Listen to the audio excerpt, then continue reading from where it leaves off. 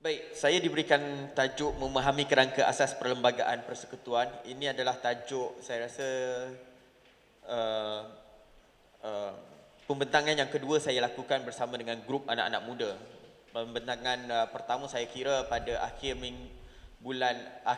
tahun lepas berkaitan dengan krisis Badan Kehakiman 1988. Pandangan generasi anak muda, saya bentangkan tajuk tu di Sekolah Pemikiran Syatibi. Saya dijemput untuk bentangkan bagi pihak SISPRO, dan Alhamdulillah hari ini saya dapat bersama-sama dengan saudara-saudari untuk membentangkan tajuk memahami kerangka asas perlembagaan persekutuan. Baik, saya tidak akan bercerita tentang sejarah perlembagaan persekutuan daripada tahun 1947, 48, 1957, Suruhanjaya Perlembagaan RIK dan seterusnya, tetapi kita akan melihat crux, apakah perkara-perkara penting dan yang lebih dominan untuk kita faham dalam memahami perlembagaan persekutuan. Selalu kita belajar dalam subjek kenegaraan, subjek hubungan etnik, dry sangat sebab ngantuk sebab kita belajar sejarah. Tapi hari ini kita belajar sejarah juga, tapi saya cuba kaitkan dengan perkara yang lebih penting di dalam perlembagaan persekutuan supaya kita sama-sama dapat hargai dan dapat manfaatkan mengapakah perlembagaan begitu penting dan mengapakah doktrin-doktrin ataupun prinsip-prinsip asas dalam perlembagaan ini perlu difahami, dihadami oleh anak-anak muda. Okey, baik.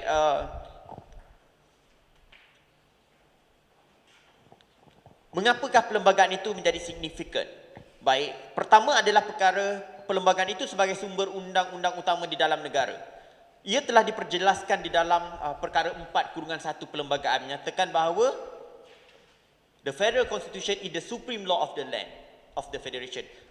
Sekiranya ada saudara-saudari nak interrupt ke, mohon angkat tangan. Saya boleh terus perjelaskan sekiranya tak faham. Okay? Is the supreme law of the land of the Federation. Maknanya ia adalah undang-undang dasar yang menjadikan perlembagaan persekutuan ini tarafnya itu lebih tinggi daripada undang-undang biasa. Kalau adalah di peringkat persekutuan, kita ada parlimen yang menggubal undang-undang yang kita namakan dia sebagai Akta. Akta University, College University, dulu kita ada Akta ISA, kita ada Akta Hasutan. Di peringkat Dewan Undangan Negeri,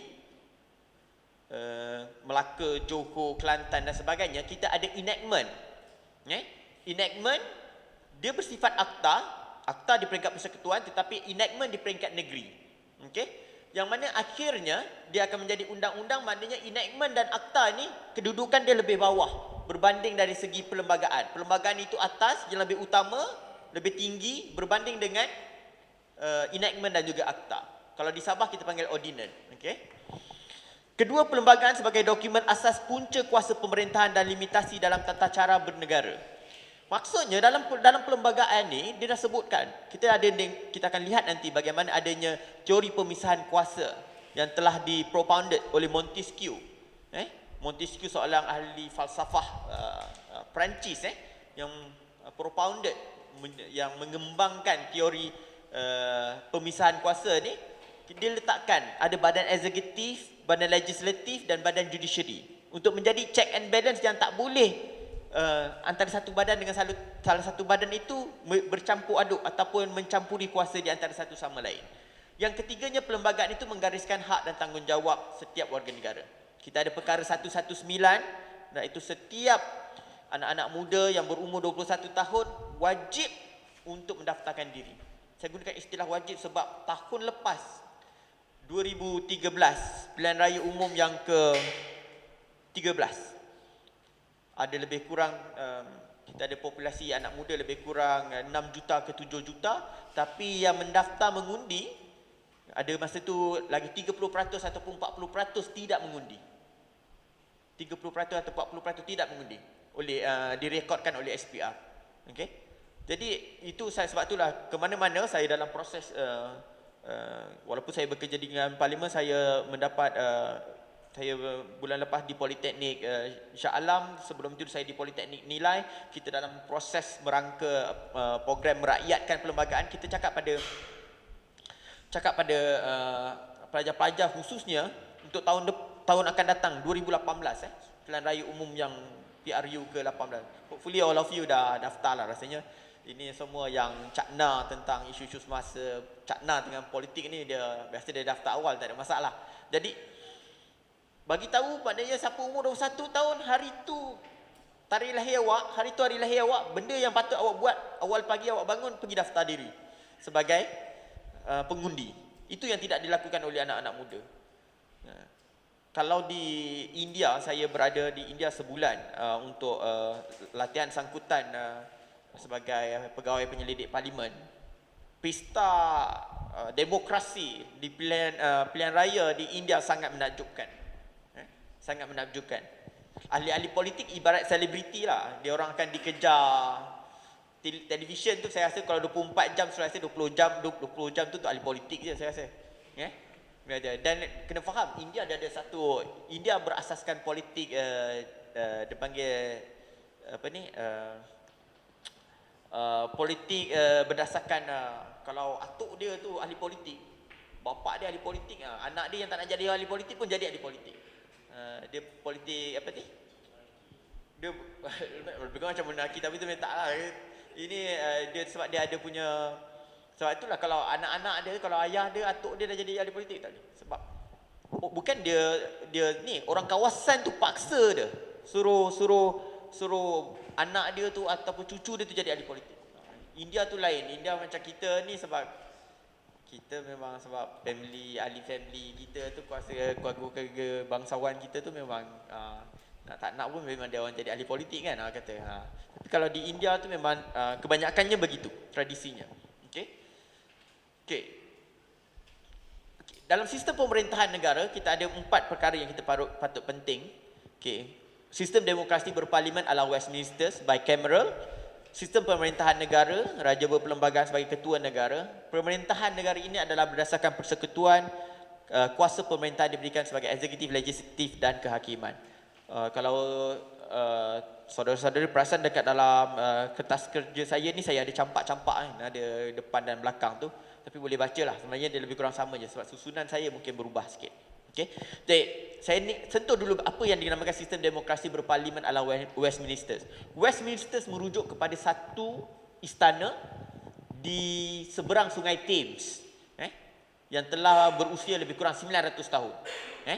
Dan ia sekarang ini dipanggil sebagai the mother of parliament. Kalau kita pergi London, di sebelah Sungai Thames ada satu istana parlimen, itulah parlimen UK, parlimen British, yang kekal hingga hari ini, dan ia telah berusia lebih kurang 900 tahun. Mengapakah dinamakan sebagai ala Westminster, demokrasi berparlimen ala Westminster? Sebab kita kena faham dalam teori pemisahan kuasa dia ada legislatif, eksekutif dan judiciary, kehakiman. Tetapi di dalam konsep sistem kita di Malaysia dan juga Commonwealth secara keseluruhannya tidak mengamalkan satu sistem pemerintahan ataupun sistem demokrasi berparlimen totally separate. Iaitu ahli badan legislatif, dia juga pada masa yang sama ahli badan eksekutif. Kalau dia ahli parlimen pekan, dia juga adalah Perdana Menteri ataupun Menteri Keuangan. Macam tu, Datuk Seri Najib. Kalau dia ahli parlimen Paguh, dia juga adalah Datuk Seri Muhyiddin Yassin lah, sebagai Timbalan Perdana Menteri ataupun Menteri Pendidikan. Yang kedua, pemerintahan negara ini adalah raja berperlembagaan. Pada 1400, apabila zaman Kesultanan Melayu Melaka, kita faham dia adalah absolute monarki. Rajalah yang membuat undang-undang, rajalah yang execute, melaksanakan undang-undang itu, dan raja jugalah yang akan mengadili sesuatu hukuman. Jadi apabila raja berperlembagaan, maksudnya kuasa raja itu dilimitasikan dengan perlembagaan itu yang memberikan kuasa kepada raja. Ada sebahagian kertas kerja yang menyatakan ataupun sarjana yang akan menyatakan bahawa maksudnya raja ni dah jadi simbol sajalah, simbolik je. Ya, mungkin betul, tetapi pada masa yang sama kita tak boleh menafikan adanya discretionary power, kuasa di dalam emergency provision perkara 150, kuasa di dalam menentukan Perdana Menteri secara tidak langsung. Kalau macam hari tu kes di Selangor, kena tiba-tiba raja boleh pick up seseorang itu.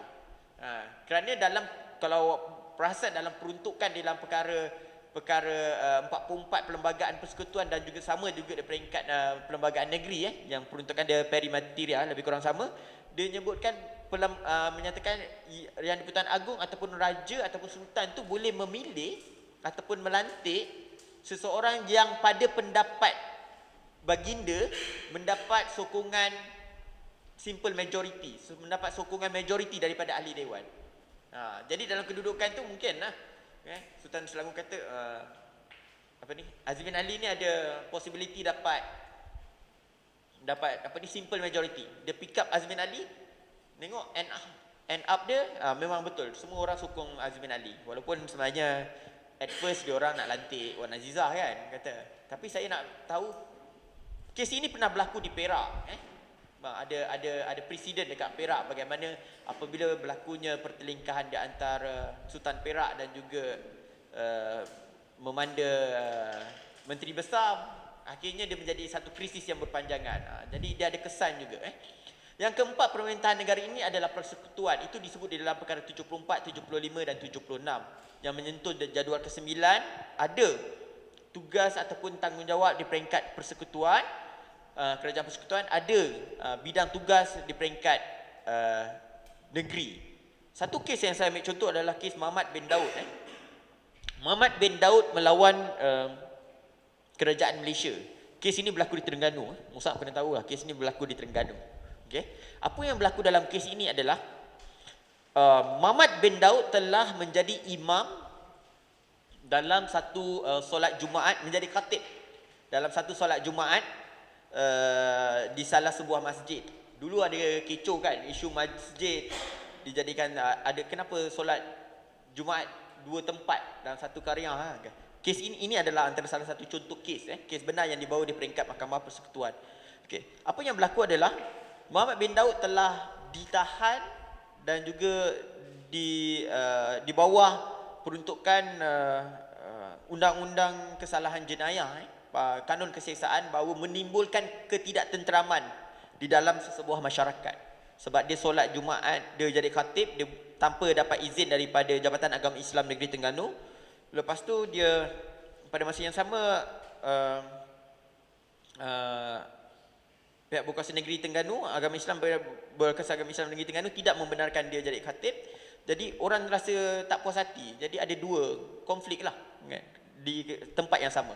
Apa yang berlaku adalah kerajaan persekutuan ambil tanggungjawab, letakkan dia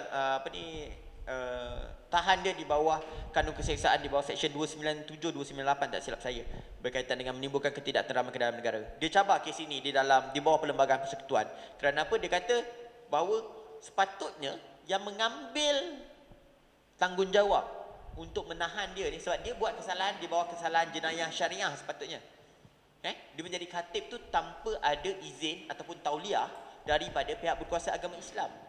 Jadi sepatutnya Jabatan Agama Islam Negeri Terengganu lah yang sepatutnya mengambil tindakan, bukannya pihak kerajaan persekutuan. Jadi bila macam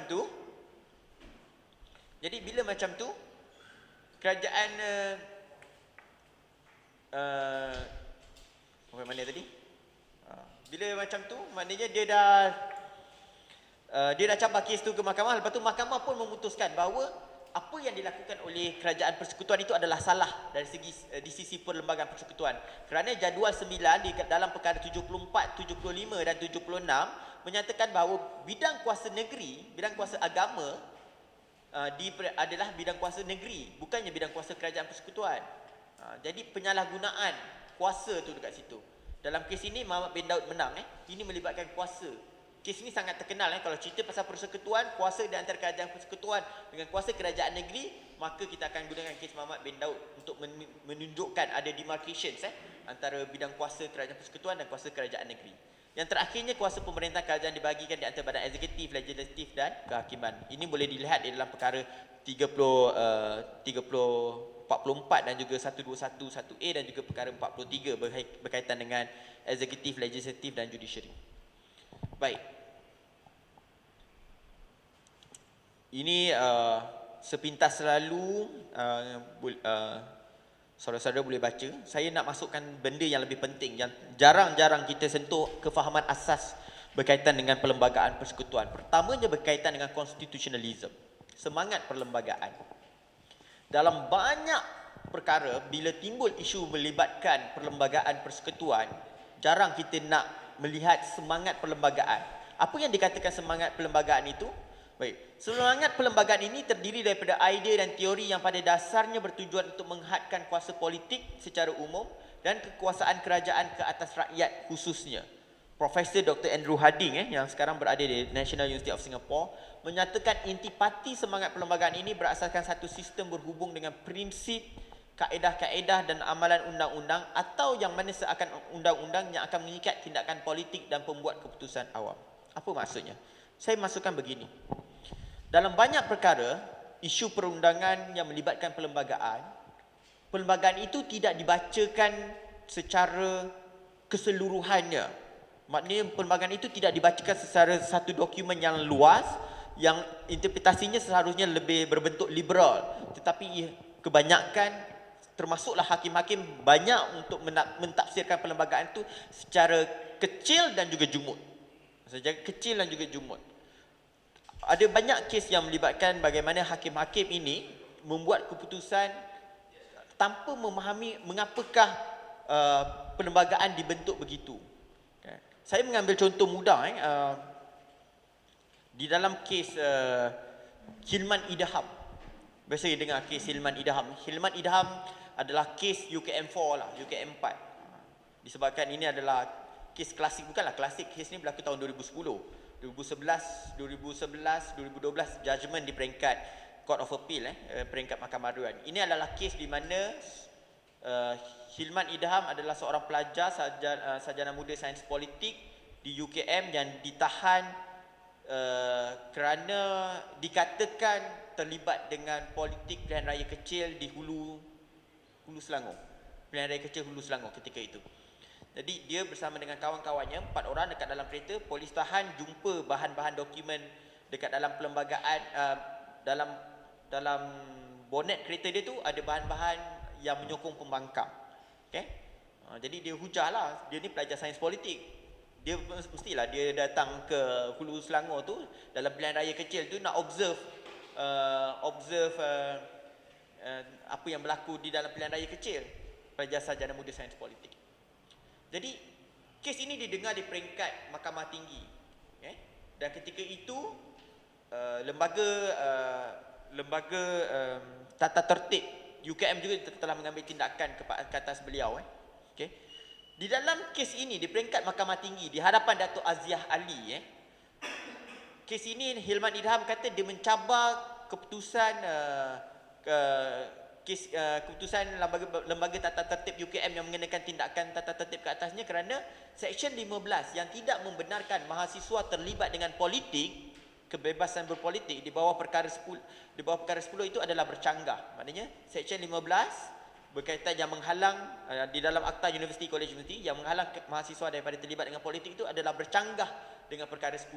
Perlembagaan persekutuan. Perlembagaan perkara 10 menyebut tentang kebebasan bersuara, berhimpun secara aman dan juga berpersatuan. Tetapi walaupun disebut secara literal sebegini, tetapi kalau kita kena faham dalam konteks bila dibacakan secara keseluruhannya, dia membentuk kebebasan berpolitik.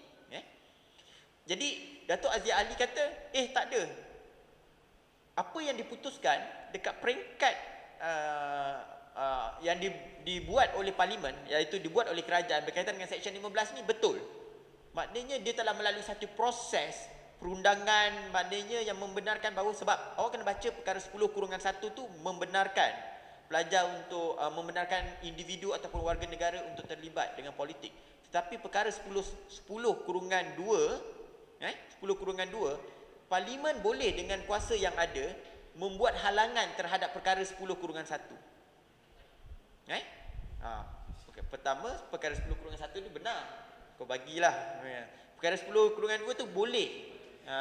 So AUKU ni adalah salah satu perundangan kan yang termasuk antara akta yang tidak membenarkan pelajar terlibat dengan politik sebelum pindaan tahun 2012. Jadi dia cabarlah. Peringkat Mahkamah Tinggi, kes ni Datuk Aziah Ali kata tak, Seksyen 15 ni betul selari dengan perlembagaan, tetapi penghakiman yang dibuat oleh Datuk Hishamuddin Yunus. Datuk Hishamuddin Yunus adalah salah seorang hakim yang banyak membuat penghakiman daripada kes Ezam lawan Ketua Polis Negara, kes ISA, kes yang terbaru adalah itu adalah yang kedua adalah kes yang Hilman tu, dan kebanyakan kesnya banyak berpihak kepada kebebasan asasi lah. Jadi Datuk Hishamuddin Yunus telah menyatakan bahawa jikalah pelajar ni pada umur 18 tahun lebih daripada 18 tahun boleh menjadi ahli lembaga pengarah syarikat, boleh berkahwin, boleh pergi mengundi dekat luar kampus sebagai jadi warga negara, you dah boleh mengundi, tetapi you dekat dalam kampus ataupun you sebagai warga negara tak boleh terlibat dengan parti politik. Nonsense tak? Macam masuk make sense tak? Macam boleh macam tu. Sebab itulah dia persoalan itu dikemukakan kepada audien masa tu, kepada kedua-dua belah pihak, peguam cara dan juga defense counsel. Selepas tu hakim bagi tahu maknanya Seksyen 15 bercanggah dengan Perlembagaan Persekutuan, dan selepas daripada itu tahun 2012 kerajaan bawa masuk di dalam parlimen untuk meminda Seksyen 15. Itu adalah antara, maknanya perlembagaan itu di peringkat Mahkamah Tinggi itu dibaca dengan sempit. Kita boleh yakin dan percaya kalau itu berlaku pada tahun 1957, zaman waktu kita awal merdeka, yang mana hakim-hakim membaca Perlembagaan Persekutuan secara literal, kita boleh terima. Maksud apa secara literal ni? Okey, dia baca, buka je perlembagaan ni, bila dia buka je, dia baca sekali imbas saja, baca sekali lalu je. Okey, cukuplah. Maknanya dia akan ambil terus.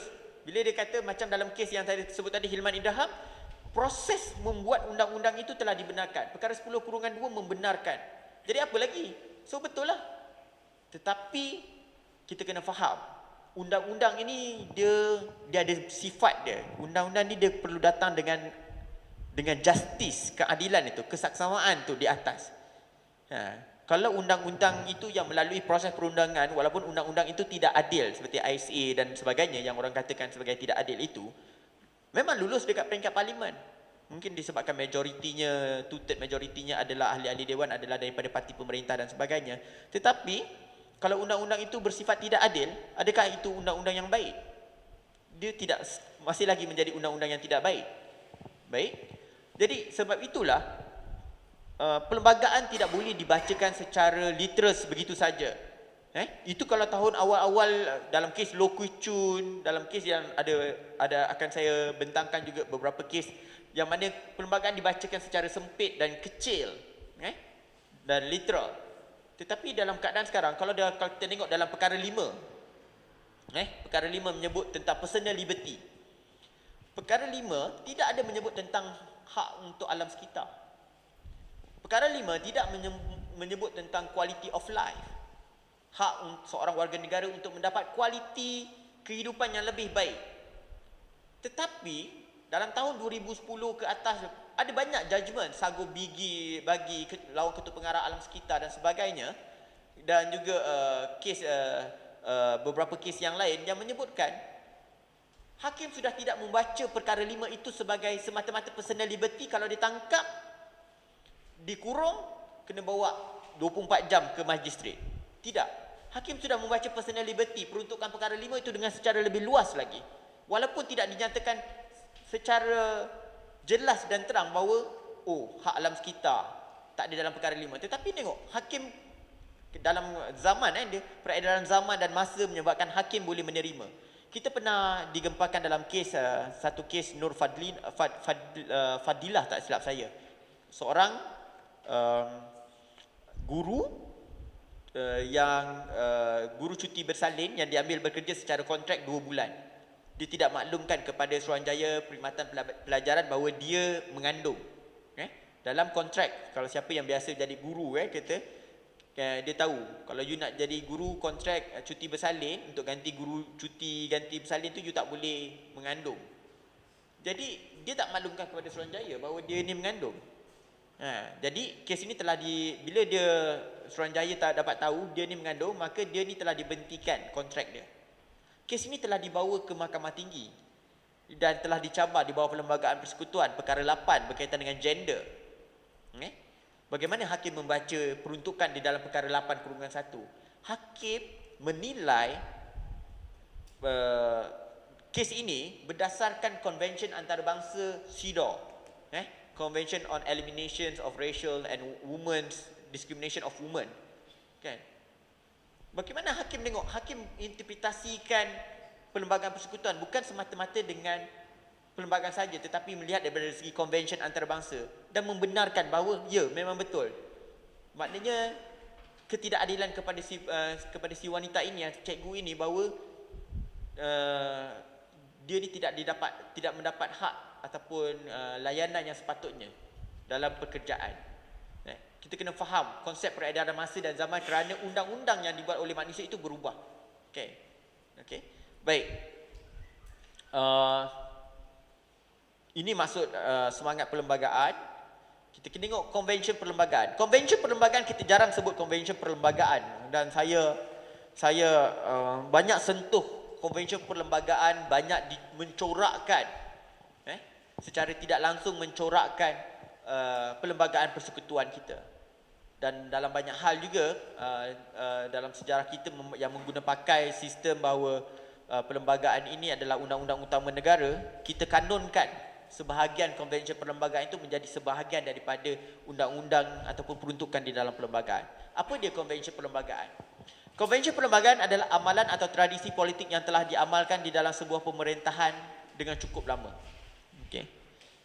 Saya selalu lontarkan kepada audiens saya bahawa jawatan timbalan Perdana Menteri tidak pernah disebut di dalam Perlembagaan Persekutuan. Jawatan tu Datuk Seri Anwar Ibrahim tidak pernah disebut. Dulu dia pernah jadi TPM. Dr. Suri Musa Hitam, Tun Musa Hitam tak pernah pun. Kan? So sepatutnya kalaulah Perdana Menteri ketika itu Dr. Mahathir nak lucutkan jawatan dia, sepatutnya boleh. Betul lah kan? Nak lucutkan jawatan timbal. Tiba-tiba lah saya kata, tiba-tiba tahun depan PRU 14 Datuk Seri Najib dia tak nak Tan Sri Muhyiddin Yassin. Boleh atau tidak? Agak-agak boleh tak? Sebab jawatan tu tidak ada di dalam Perlembagaan Persekutuan. Tak ada kesan pun dari segi perundangan kalau dia kata aku tak naklah Tan Sri Muhyiddin Yassin. Kalau itulah semudah itulah, saya kata mudah kerja Datuk Seri Najib kan. Tapi tak. Tak semudah itulah kan. Okay?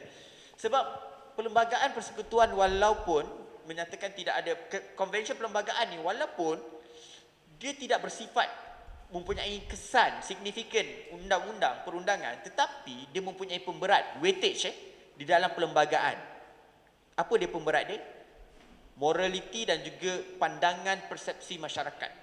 Kerana amalan atau tradisi ini telah wujud begitu lama, kalau kita tak buat, dia akan jadi, masyarakat akan rasa kenapa tak boleh? Masyarakat akan jadi tidak selesa dan akan bertanya dan akan porak-peranda. Jawatan Timbalan Perdana Menteri telah wujud sejak 1957. Kan? Saya ambil contoh, jawatan Timbalan Perdana Menteri telah wujud sejak 1957. Bayangkan tahun 2018 nanti nak pilihan raya umum ke-14, lepas PRU 14, tiba-tiba kerajaan fikir tak nak wujudkan Timbalan Perdana Menteri. Tak ke buat orang buat rusuhan kan? Tan Sri Muhyiddin pun ada pengikut dia kan? Jadi sebab itulah dia mungkin tidak memberikan kesan signifikan dari segi perundangan, tetapi kesan dari segi moral dan juga kesan dari segi sosial, masyarakat dan sebagainya. Begitu juga jawatan Perdana Menteri. Boleh tak jawatan Perdana Menteri ini disandang oleh orang bukan Islam, orang Cina dan juga orang India? Satu soalan yang sangat orang tanya dulu kan, hingga kan Dr. Mahathir menjawab provokasi. Dia kata memang jawatan dekat dalam perlembagaan memang tak sebut pun dekat dalam jawatan Perdana Menteri ni untuk orang Melayu saja, tak ada sebut pun. Tetapi di sebahagian negeri-negeri Melayu bersekutu seperti Selangor, Terengganu, Perak dan juga Kelantan dan juga Kedah disebut. Maknanya Johor termasuk sama. Maknanya dia mesti Melayu dan juga Islam. So Terengganu selamat lah. Johor pun selamat. Negeri-negeri yang tak selamat tu boleh China dan India. Tak ada masalah. Tetapi tadi saya kita patah balik konvensyen perlembagaan sebut kata apa. Boleh je awak nak bagi, tetapi awak kena faham 60% majoriti adalah Muslim negara ini. Kan? Kalaulah pertimbangan ini tidak diambil kira, kan? Kalaulah satu tahap nanti orang ingat Lim Guang Eng tu dah macam sifat dia dah macam Umar Abdul Aziz kan. Mungkin tak ada masalah kata kan. Sekarang ni kan dah macam amalan-amalan dia dah ke arah tu kan. Masyarakat ketika itu mungkin dah sampai satu tahap tu dah masyarakat sivil itu dah boleh terima macam tu, boleh terima Cina siapa? Kalau MCA. Siapa MCA? Ni presiden MCA siapa? Datuk Seri Liew Tiong Lai. Liew Tiong Lai. Tiba-tiba je dia nak replay Datuk Seri Najib, tak ada masalah. Sebab di dalam Perlembagaan Persekutuan menyebutkan, saya sebut peruntukan yang sama yang kita baca tadi, bahawa yang paling penting adalah dia mendapat sokongan majoriti dalam ahli dewan. Dia tak semestinya mengikut bangsa. Itu je. Tapi konvensyennya, sebab jawatan tu biasanya mestilah Presiden UMNO mesti Perdana Menteri lah, kalau dalam Barisan Nasional. Itu konvensyen secara perlembagaan. Okey? Sebab itulah kita kena faham bahawa konvensyen perlembagaan walaupun tidak punya kesan undang-undang perundangan, tetapi dia ada weightage pemberat. Okey. Seterusnya, benda yang saya nak sentuh adalah berkaitan mentafsirkan. Saya sebut tadi di bahagian konklusi saya. Bila saya sebutkan bahawa rakyat tidak harus disalahkan apabila membaca perlembagaan ini dengan kesilapan jika hakim-hakim yang tahu undang-undang juga seringkali tersasar mentafsirkan perlembagaan itu yang tidak sesuai dengan semangat dan zamannya. Sebab itulah perlembagaan, bila saya kata kita ada kadang-kadang conventions di peringkat antarabangsa yang kita tandatangani. Kita ada sejarah, latar belakang sejarah yang kita perlu fahami. Kita ada juga convention perlembagaan yang saya telah cakap tadi dan sebagainya. Saya bagi satu contoh isu yang agak relevan untuk kita bincangkan, sama ada kita perlu lihat ini secara akademik.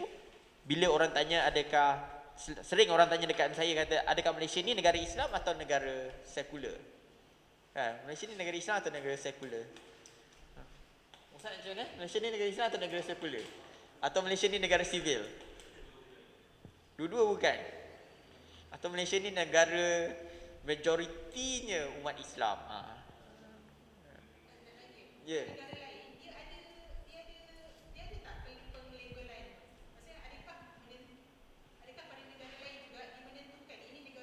Islamic State ataupun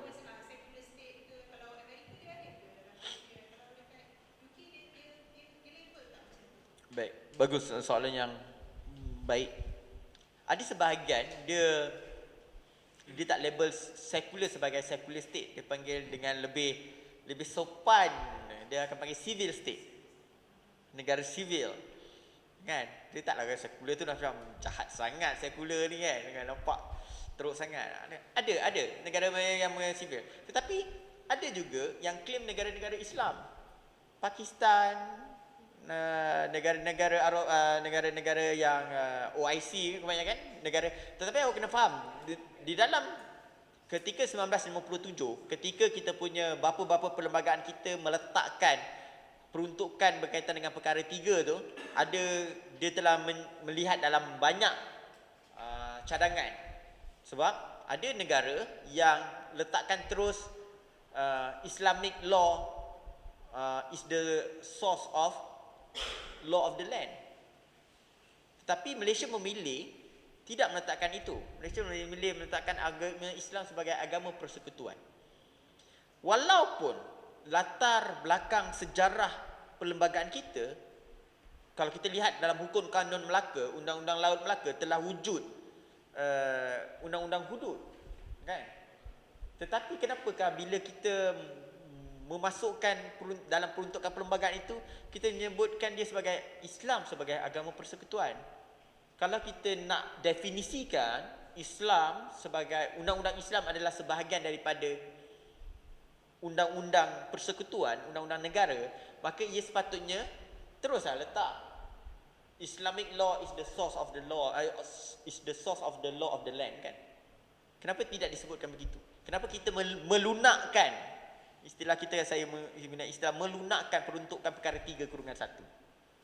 Bukankah kita masa itu telah hantar proposal bahawa kata adakah proposal yang dihantar oleh kerajaan perikatan, parti perikatan ketika itu memang tujuannya bukan nak letakkan undang-undang Islam. Sebab baca perkara 160 nanti kalau ada perlembagaan, baca perkara 160, pendefinisian terhadap undang-undang tidak termasuk undang-undang Islam, undang-undang syariah. Tidak dimasukkan di dalam perkara 160. 160 ada menyebut tentang definisi undang-undang. Kenapa tidak dimasukkan definisi sebagai undang-undang syariah tu? Jadi pemahaman peribadi saya.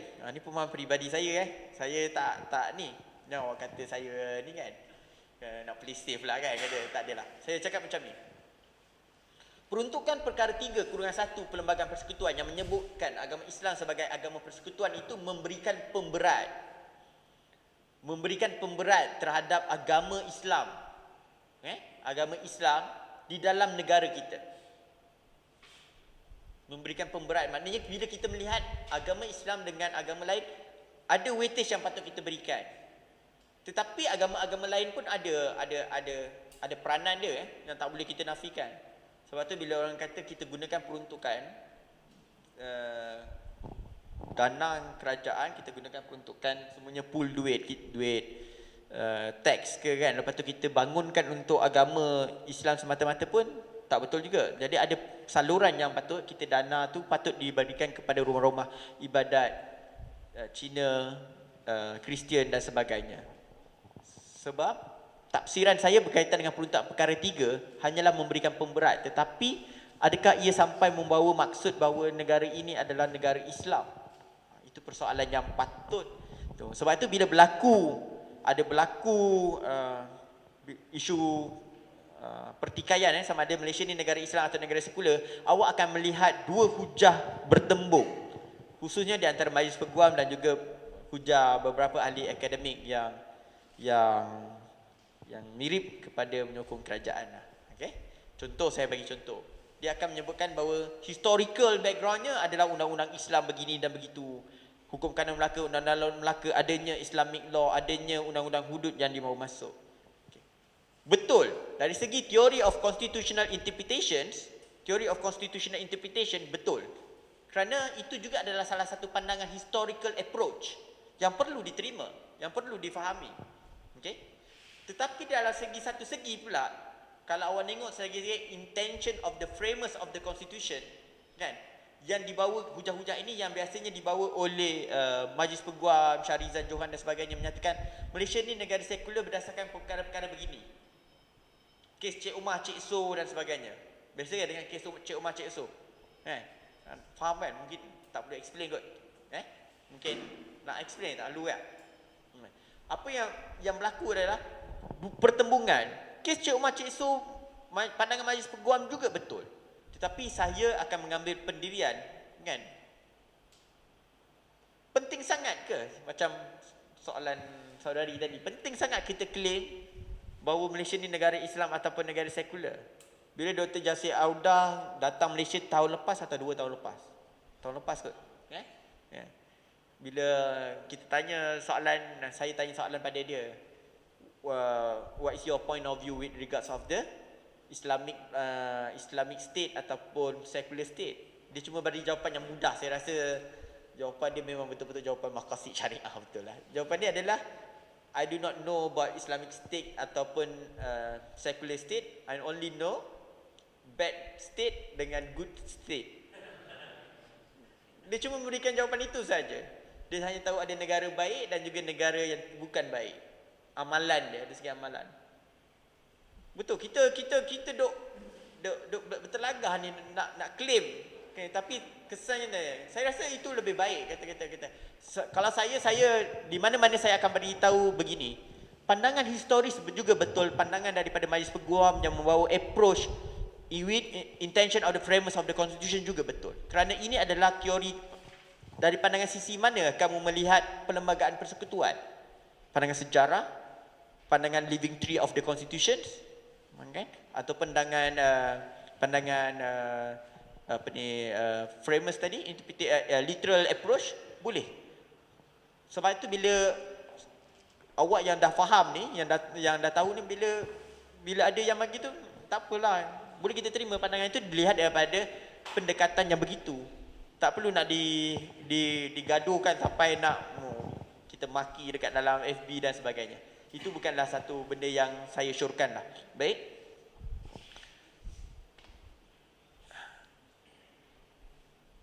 Okey, ini adalah benda-benda yang saya sebutkan tadi. Saya telah menyentuh tentang perkara 4/1. Saya telah juga menyentuh tentang kedudukan perlembagaan itu sendiri. Baik. Penggubalan perlembagaan dan juga pindaan terhadap perlembagaan. Okey. Yang memerlukan 2/3 keseluruhan ahli-ahli dewan untuk meminda perlembagaan. Sekarang kita ada lebih kurang 222 orang ahli parlimen. Daripada 222 orang, kalau kita cakap berkaitan dengan 2/3, ia merujuk kepada 148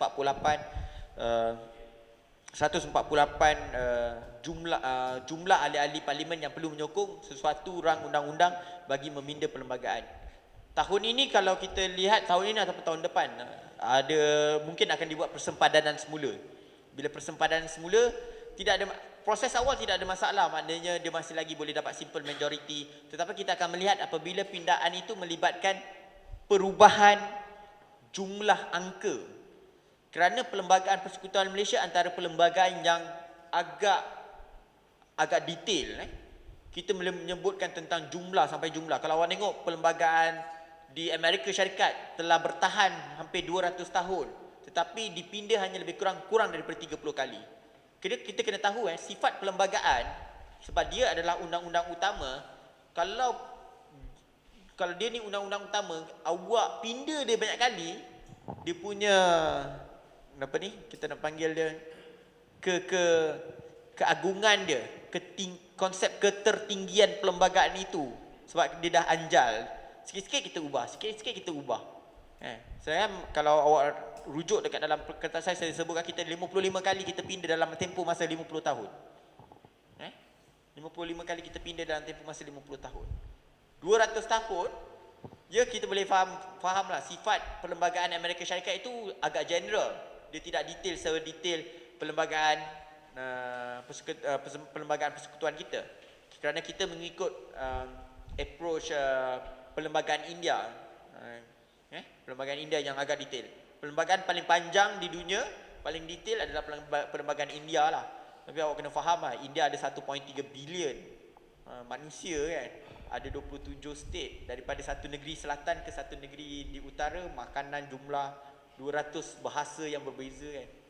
Di parlimen saja dah ada 27 bahasa rasmi yang boleh dibenarkan berucap. 27 bahasa rasmi yang boleh kan. Jadi kalau hari tu awak nak cakap bahasa Urdu kan, kata awak cakap pada yang dipetua sehari, notis awal satu hari, maka dia benarkan awak sebut bahasa Urdu sebab dia ada spontaneous punya penterjemah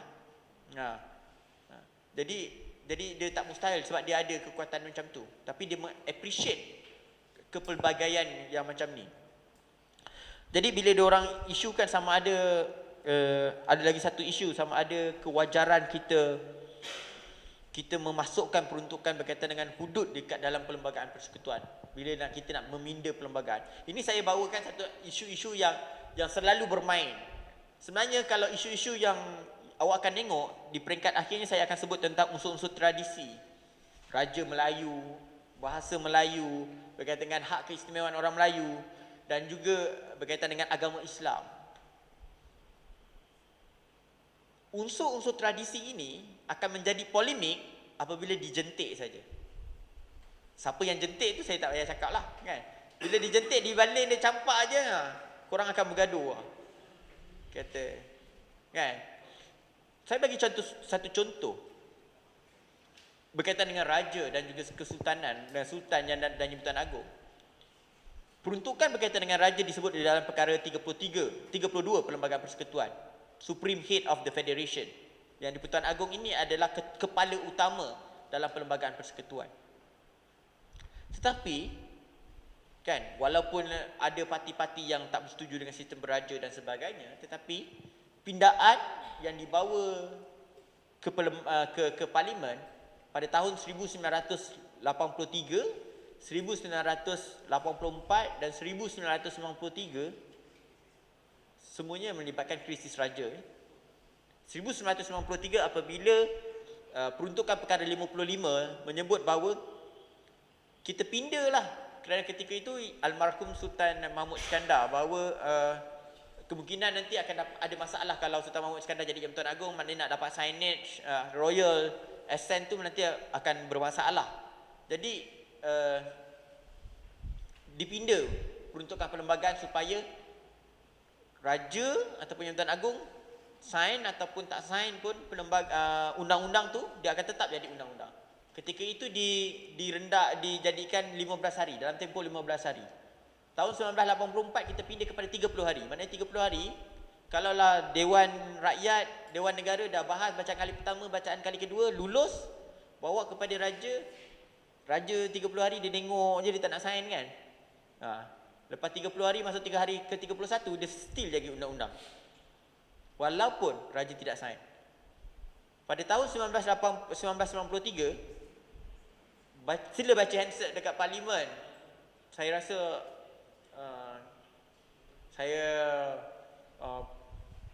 di dalam handset tu dilaporkan pelbagai perkara berkaitan dengan sifat raja. Hingga kan kerana perkara-perkara yang sensitif berkaitan dengan raja, badan kehakiman itu tidak boleh disentuh di dalam Dewan Parlimen. Hatta di dalam Dewan Parlimen terpaksa kita ketika itu peraturan mesyuarat terpaksa diangkat. Peraturan mesyuarat itu dia gantung dulu bagi membenarkan usul berkaitan dengan pindaan terhadap imuniti raja-raja itu diperbahaskan di dalam Dewan Parlimen. Jadi awak boleh nampak, maknanya permainannya, maknanya kalau yang dimainkan oleh player ni hanyalah oleh daripada sebelah pihak saja. Kan? Ketika itu kalau ada isu, raja jadi hentaman lah. Jadi kesan. Tapi bila raja diperlukan, diangkat begitu tinggi lah. Okay. Itu perkara 183 tahun 1983, 1984 dan juga tahun 1983. Agama Islam, saya rasa isu hudud ni tak tahun keluar. Setakat saya belajar, saya habis graduate 2008. Sebelum 2008, setiap tahun awak cuba bayangkan mesti ada dalam 365 hari tu akan timbul popular je isu hudud ni. Seminar hudud, ceramah nak buat pasal jenayah syariah hudud dan sebagainya.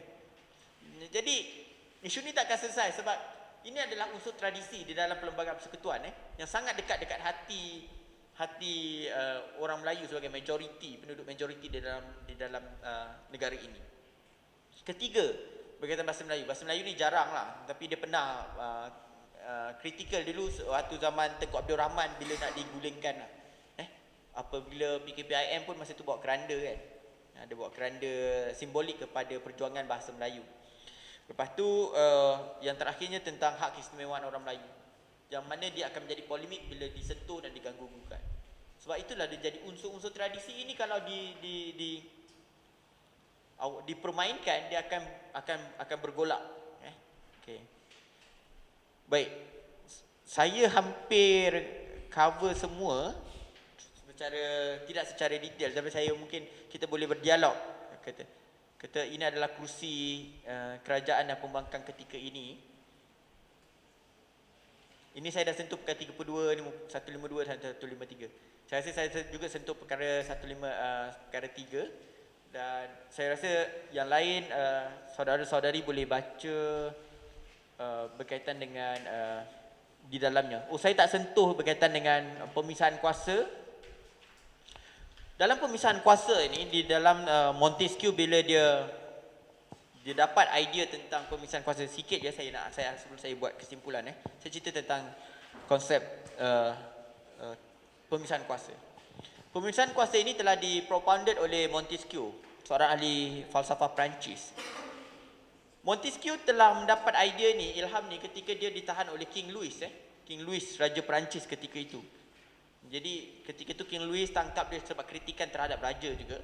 Tangkap, execute, lepas tu dilaksanakan, dia panggil lah hulu balang dia, tangkap dia. Undang-undang pun dia buat, undang-undang tak boleh hina raja.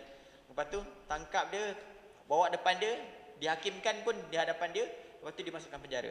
Di dalam penjara, Montesquieu dapat idea, dia bertanya, bagaimana seorang raja boleh mempunyai kuasa segala-galanya?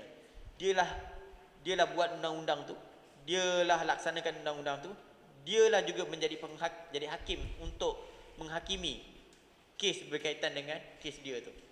Maka apabila dia dibebaskan, dia lari ke England. Di England masa itu telah diamalkan teori pemisahan kuasa. Maka dia mengembangkan lagi teori pemisahan kuasa yang dinamakan separation of powers. Sebab itulah dalam banyak perlembagaan di mana-mana negara yang mengamalkan sistem pemerintahan demokratik, sama ada republik ataupun dia sistem raja berperlembagaan dan sebagainya, dia akan ada konsep pemisahan kuasa. Dalam pemisahan kuasa ni, kalau eksekutif tu dia ada di bawah eksekutif tu ada teori dia. Teori yang awak perlu faham iaitu collective ministerial responsibility dan juga individual ministerial responsibility, iaitu tanggungjawab menteri secara bersama, tanggungjawab menteri secara individu. Awak pernah ingat kes Datuk Zaid Ibrahim bila dia letak jawatan, bila berlaku konflik, dia bergaduh dekat dalam kabinet ni, tidak bersetuju dengan beberapa perkara, konsep individual ministerial responsibility, dia letak jawatan sebab tak ada bersetujuan. Kerana dalam konsep collective ministerial responsibility, apabila satu keputusan kabinet jemaah menteri itu telah bersetuju, dia sepatutnya menteri yang lain pun kena bersetuju juga, kena support keputusan mesyuarat jemaah menteri itu. Dia tak boleh bergaduh antara salah satu dengan salah satu yang lain di luar daripada jemaah menteri. Itu konsep doktrin yang ada. Begitu juga dengan kehakiman. Perkara 1211A kita ada tentang independent of judiciary. Kalau awak baca dekat dalam tu, saya kebanyakannya ia adalah petikan yang saya ambil di dalam tesis yang ditulis oleh Tan Sri Dr. Rais Yatim lah. Bagaimana konsep kebebasan kehakiman ini telah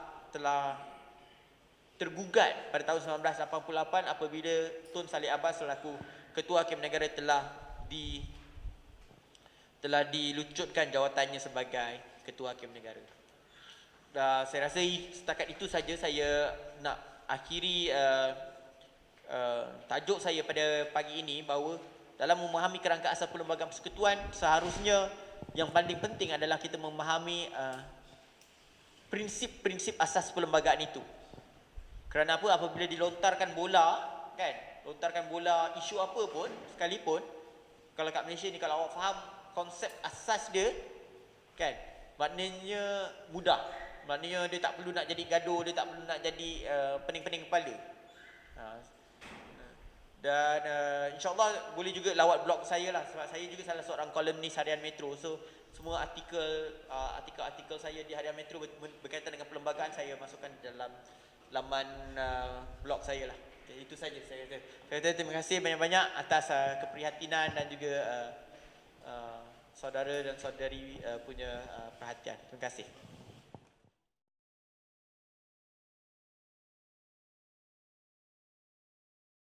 Saya ucapkan kepada saudara yang bertanya, isu Menteri Besar, di Menteri Besar di Selangor dan juga isu Menteri Besar di Perak. Menariknya, krisis ini saya rasa disebabkan kita sifat orang Melayu. Sifat orang Melayu kita tak pernah kalau dengan raja ni kita akan mengambil pendekatan ampun tuanku.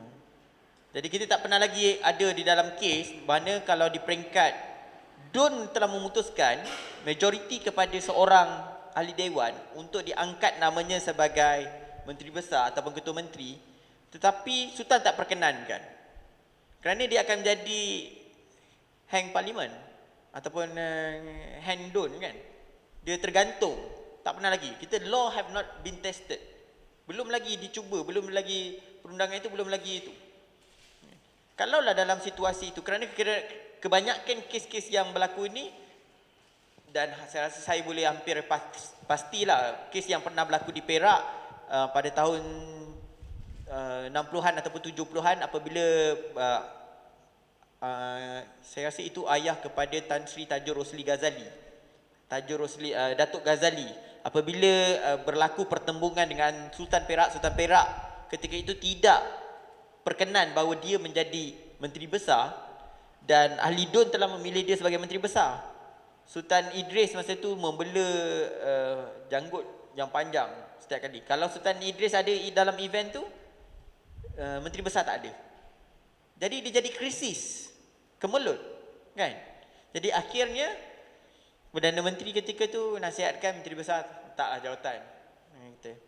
Dan begitu juga dekat DUN Selangor, kita mengambil tengok sikap parti politik walaupun dia kerajaan pemerintah, dia mengambil pendirian menarik diri ya. Sebab selalunya kita tidak mahu memanjangkan krisis tu dengan kebawah duli sultan kan. Sebab kita anggap raja adalah pemerintah bagi sebuah negeri. Tapi saya, kalau dari segi perundangannya, kita tak pernah cuba lagi. Law have not been tested. Kalaulah ada benda tu dipersetujui, kan, dibawa ke bawah duli sultan, lepas tu sultan akan bagi jawapan, tu. Itu tak pernah lagi dicuba. Okay. Itu satu. Kedua, berkaitan dengan teori pemisahan kuasa yang telah ada secara mutlak, ada tak diamalkan? Ini di Amerika ada teori pemisahan kuasa, walaupun dia ada check and balance terhadap pemisahan kuasa di Amerika Syarikat, kan? Dia ada Senate dia, dan juga dia ada badan kehakiman dia, lepas tu dia ada presiden dia yang berbeza, yang tidak semestinya daripada senator dan sebagainya. Tetapi di Malaysia, kalau awak baca peruntukan perlembagaan persekutuan, nampak macam nama dia Westminster, tapi walaupun nampak badan kehakiman tu tak ada peranan, awak perlu baca dengan perkara 40, mana Act on Advice, iaitu kuasa menasihati Sultan ataupun Yang di-Pertuan Agong. Perkara 40 adalah Perdana Menteri, ataupun dia tak panggil Perdana Menteri, Jemaah Menteri boleh menasihati Yang di-Pertuan Agong terhadap sesuatu perkara. Maknanya setiap tindakan rasmi Yang di-Pertuan Agong itu adalah tindakan berdasarkan Jemaah Menteri. Okey? Saya mengambil contoh, kalau perkara dalam eksekutif tu dah memang Perdana Menteri. Legislatif itu majoriti parti pemerintahnya adalah eksekutif. Sebab itulah dia ada konsep whip dekat dalam tu kan. Maksudnya kalau ada usul, ada bil yang nak dikemukakan dalam Dewan Parlimen, maknanya kalau Perdana Menteri kata kena luluskan undang-undang ni dekat dalam Dewan Parlimen, maka ketua-ketua whip dekat dalam Parlimen akan menyokong untuk meluluskan bagi parti pemerintah, kan? Ia berbeza daripada sistem di UK, yang mana kadang-kala ada ahli-ahli parlimen di dalam badan perundangan legislatif yang bersikap, walaupun dia tidak ikut parti dekat luar, dia hanya mengambil pendekatan bahawa ini pandangan dia sebagai ahli parlimen, dia boleh berbeza dengan pandangan parti dia. Tetapi di dalam legislatif juga, untuk mencalonkan nama ketua hakim negara tu, peranan itu masih lagi, walaupun secara implied dia ada sebut dalam perkara 122, perkara 122 yang menyebut bahawa nama calon ketua hakim negara itu juga datang daripada Jemaah Menteri. Jadi pemisahan kuasa yang bagaimana dalam perlembagaan persekutuan, kerana ada eksekutif, legislatif dan judiciary, secara tidak langsung sebenarnya ada tangan-tangan dia. Saya tak tahu sama ada kuasa itu digunakan, tetapi kalau kita baca secara zahir dia, kita boleh faham macam ada macam ni. Tapi sama ada practicality dia, benda itu diamalkan, saya tak tahu. Okay. Baik, saya harap menjawab. Baik, terima kasih. Ada soalan lain? Ya, saya.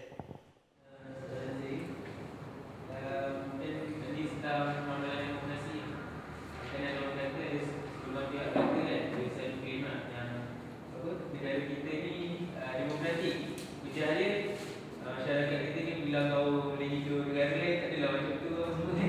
Adalah ujian-ujian ni. Yang ni ujian ni saya dapat daripada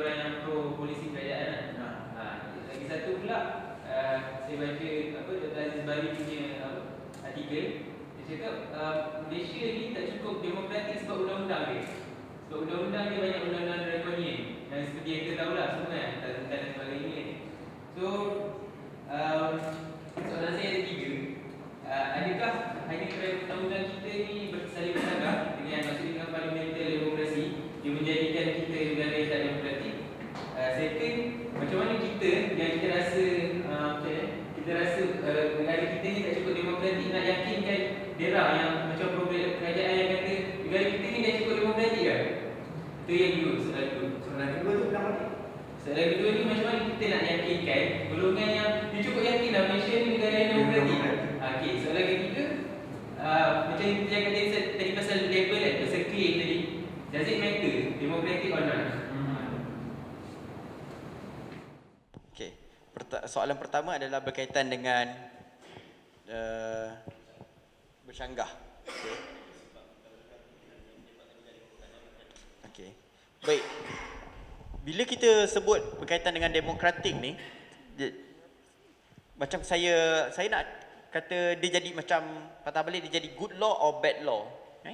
Sebab dia tidak ada masalah dari segi proses meluluskan undang-undang tersebut. You ada satu undang-undang, contohlah baru ni dia akan di parlimen dia nak bentang akta berkaitan dengan terorisme kan, menghapuskan terorisme kan. Jadi baguslah bunyi undang-undang tu bagus kan, kata tak ada masalah. Lalu proses bacaan kali pertama, bacaan kali kedua diluluskan. Lepas diluluskan, diangkat, dapat perkenan diraja dan akhirnya menjadi undang-undang. Tetapi yang menjadi masalahnya adalah ada peruntukan-peruntukan yang kita katakan tadi peringkat awalnya bercanggah dengan perlembagaan. Jadi bila kita bawa kepada yang tidak selari dengan semangat perlembagaan tu. Sebab contohnya, saya ambil satu contoh mudah. Bila kita sebut tentang perhimpunan aman, pertembungan di antara hak individu dengan hak orang ramai. Hak individu dengan hak orang ramai. Hak orang ramai, saya rasa dia mungkin relate dengan contoh soalan awak lah. Orang ramai kata dia terkesan dengan hak individu yang nak berjalan di jalan raya. Individu kata, saya ada hak di bawah perkara 10.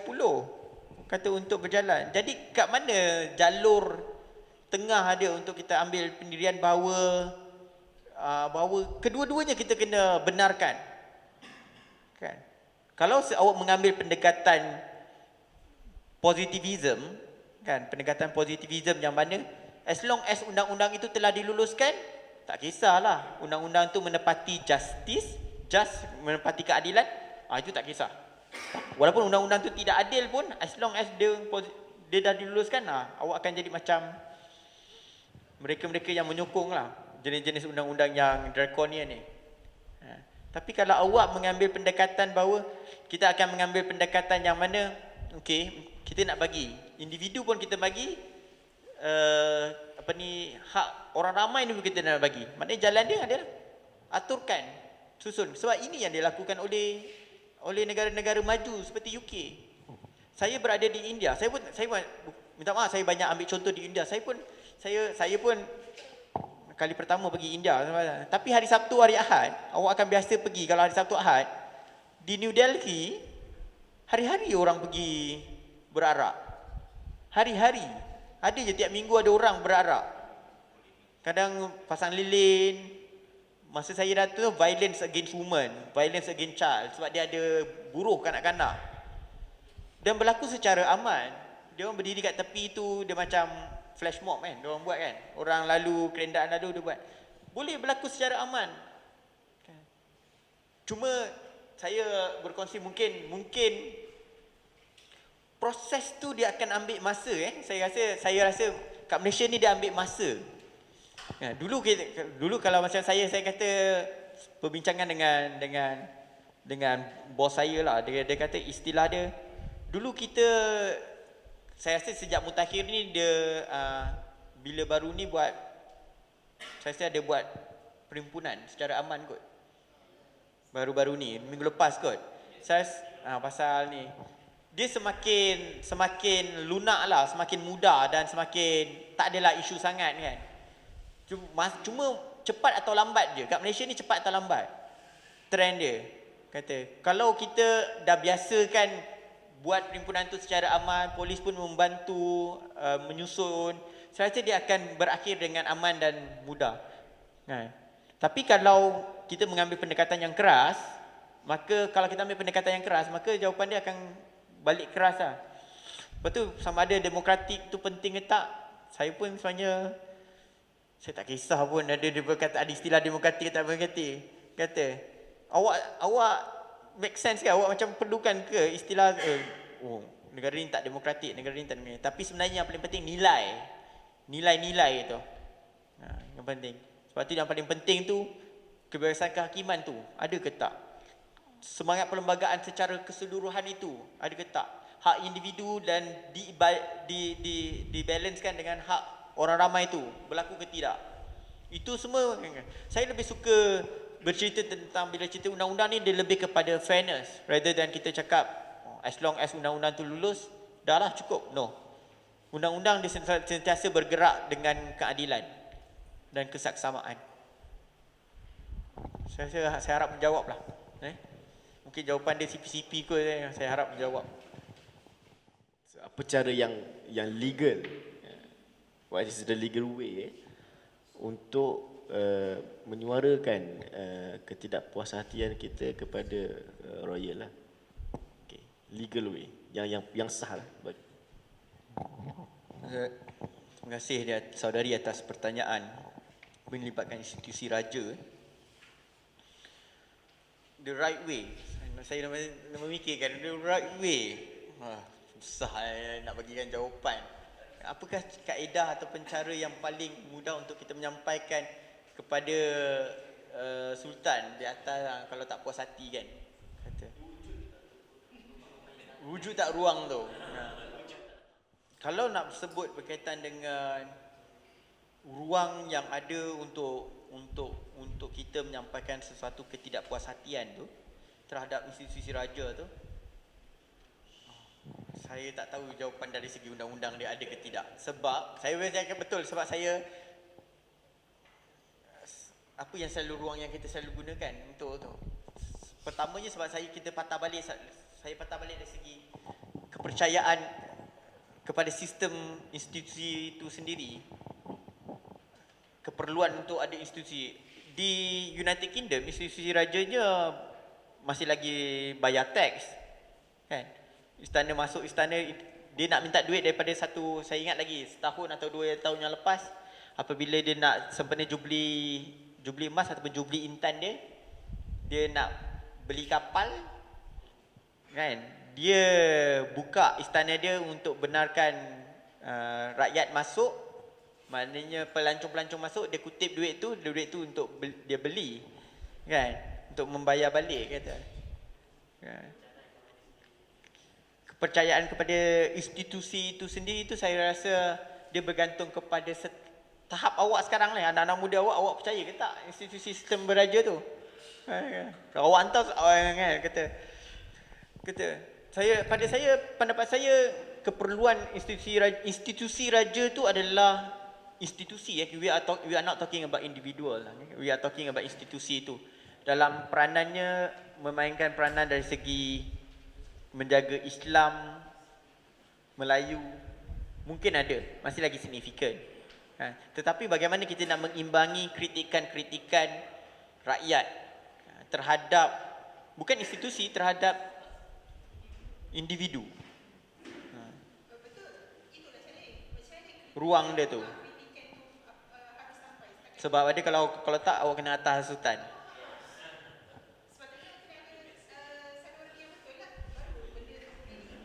Sebab itulah cadangan yang dilakukan oleh apabila nak meminda akta hasutan yang dibuat oleh jawatan kuasa, sehingga ada satu jawatan kuasa berkaitan keharmonian kaum yang dianggotai oleh Datuk Saifuddin, Dr. Mujahid ni semua.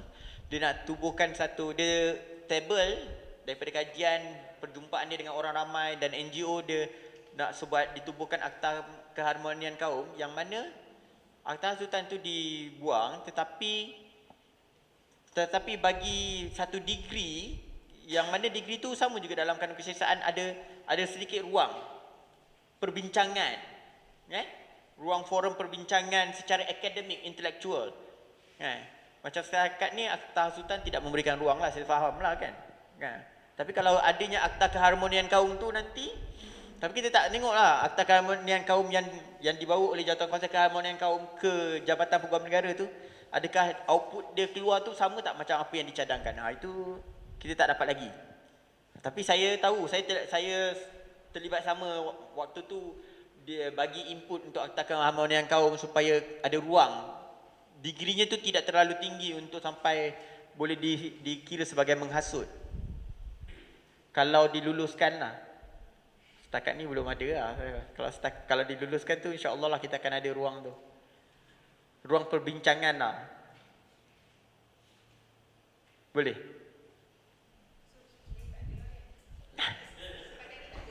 Setakat ni tidak ada. Sebenarnya nak saya bagi jawapan tidak ada juga kan.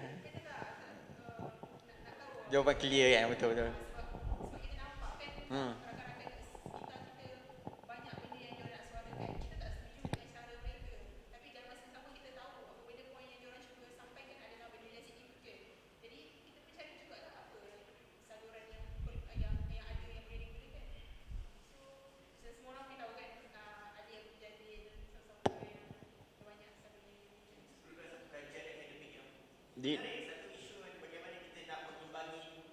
Dia kalau kita buat tulisan akademik, bagaimana sepatutnya institusi royal itu sepatutnya berlaku kan? Adakah itu satu benda yang boleh dibuat walaupun dia adalah tulisan akademik daripada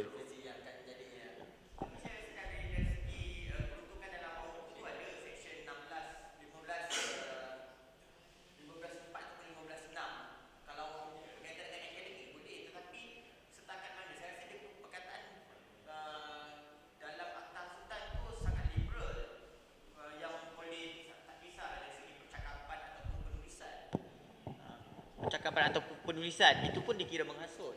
Kalau sampai satu darjah degree yang tu kan. Itulah kerisauan dia, kerisauan rakyat. Tapi saya rasa mungkin lambat lagi lah. Akta tu untuk ditabelkan. Rang undang-undang tu untuk ditabelkan. Baik. Ya.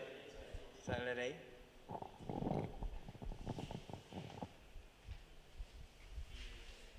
Bila dia sebut mengenai perkara ni yang dibangkitkan oleh sister, saya pun tertanya-tanya juga, adakah dia perkara yang sama berlaku di negara yang lain? Adakah dia memang royal tu untouchable lah? Adakah dia sama seperti di Malaysia? Kritikan tak berlaku di negara-negara lain juga? Adakah dia same case? Saya rasa di Thailand ada berkaitan akta yang berkaitan dengan penghinaan raja kan? Tapi di UK kritikan perbahasan secara terbuka di dalam surat khabar sangat saya rasa kadang-kadang keterlaluan, tapi pada mereka itu adalah sifat masyarakat mereka yang menerimanya secara terbuka kata. Tapi di negara kita nak bincang macam tu pun jadi takut. Ni aku ni kejap lagi nak hasutan ke kan kata. Kan. Kata. Jadi saya rasa ruang tu belum sampai lagi. Tapi ada setengah negara yang saya rasa patut kita bezakanlah kat mana ruang yang dikira itu menghasut itu perlu diperkecilkan ruang skopnya. Perbahasan secara akademik dan ilmiah itu, intelektual itu perlu. Kalau ruang macam ni kita bahaskan tentang institusi beraja kan. Saya rasa sepatutnya ia bersifat akademik, ia bersifat berdasarkan fakta dan juga bukannya emosi. Kan? Sepatutnya ruang tu ada lah. Baik. Makan syarta kan? Syarta. Jadi pelbagai ataupun jadi kuasa kualifikasi kuasa absolut raja. Namun kita di Malaysia ni kita mengamalkan perlu yang sama kan dengan syarta tu. Terima kasih atas soalan yang ditanya. Itu yang kita tak ada dalam nilai-nilai penting ataupun prinsip-prinsip dalam membentuk prinsip-prinsip perlembagaan. Nilai sejarah ataupun tradisi lama yang tu. Sebab kalau awak melihat dalam perlembagaan UK itu, sebab dia telah develop, telah dibangunkan begitu lama, jadi dia berkembang teori itu. Sebab itulah hatta kalau baru-baru ni istiadat pembukaan Dewan Parlimen pun saya sebut. Sebelum saya ambil cerita sebab berkaitan dengan sejarah. Ketika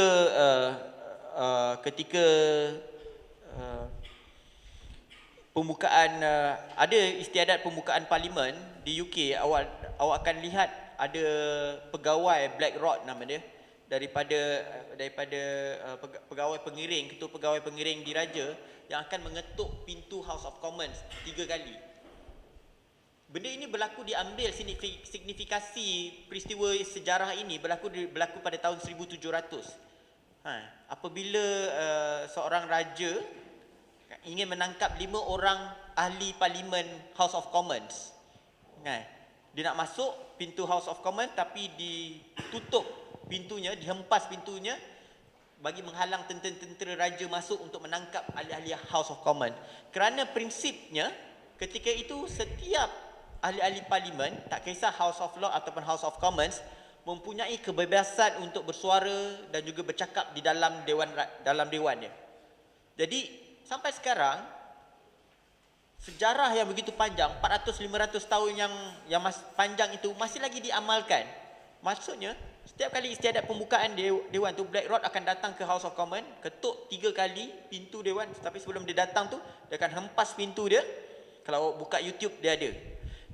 Dia akan ketuk 3 kali, lepas tu baru buka. Lepas tu dia akan memerintahkan speaker dan keseluruhan ahli parlimen House of Commons untuk masuk ke dalam dewan untuk mendengar titah diraja.